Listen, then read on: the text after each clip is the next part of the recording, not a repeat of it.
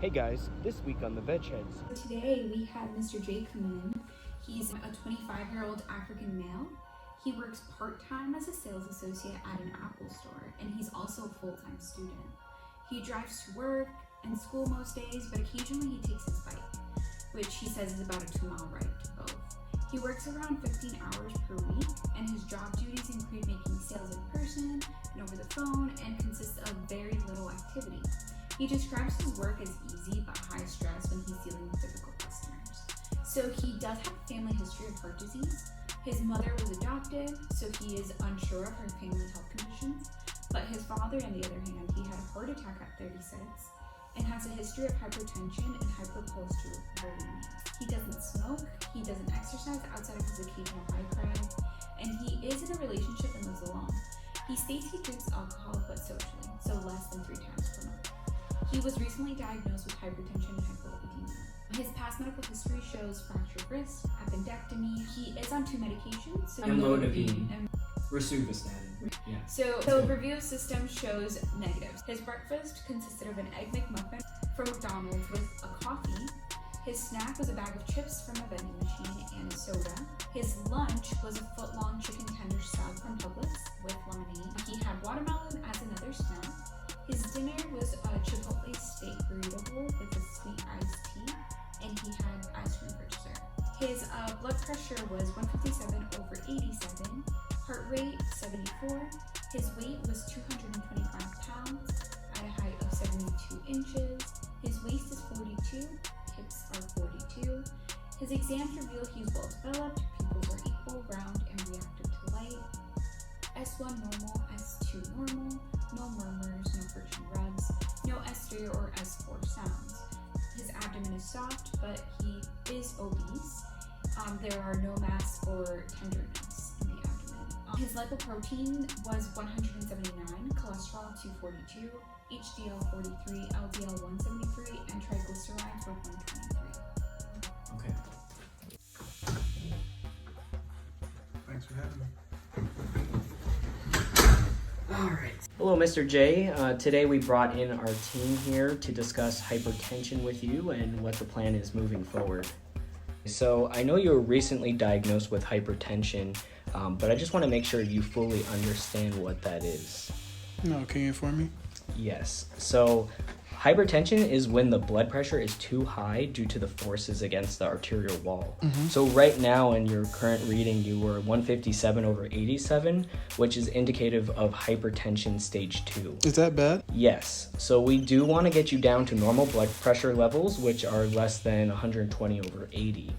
We don't want your heart pumping so hard that the blood may not flow easily through the vessels. Okay. So what can happen if we don't treat this hypertension is heart disease, which I know your father has had a heart attack in his young 30s. A stroke could happen, kidney disease. You can start having troubles with your vision. My vision? Yes, which I see you're already wearing glasses. Can it get worse? Not if you get help from us, and that's why we're here today. Okay, thank you. Okay, so I'm going to have Mirella explain the ways you can control high blood pressure. Mr. J, I want to talk to you about controlling your high blood pressure. It's very important to maintain a healthy weight, and in order to do that, it's very good to exercise for 30 minutes, 3 to 4 days per week for at least 12 weeks, as well as having a healthy eating plan, one that includes lower sodium, such as the DASH diet, which we will speak about. And also, alcoholic beverages should be consumed in moderation. I see that you have a couple just socially, which is completely normal. Limit caffeinated beverages. I see you have a coffee almost every morning. Maybe limit that to something healthier like a green juice or a smoothie, something more refreshing. And also always take your prescription medications. That's very important. All right, Mr. J, so now I'm gonna have Marie talk about the DASH diet with you. Okay, hi Mr. J. So have you heard about the DASH diet before? No, I haven't. Okay, so the DASH diet is a eating plan that is low in saturated fats, cholesterol, and total fats. It emphasizes in fruits, vegetables, fat-free or low-fat milk and some milk products like cheese. It also includes whole grain products, fish, poultry, and nuts. It is reduced in lean red meat, sweets, added sugars, and sugar-containing beverages.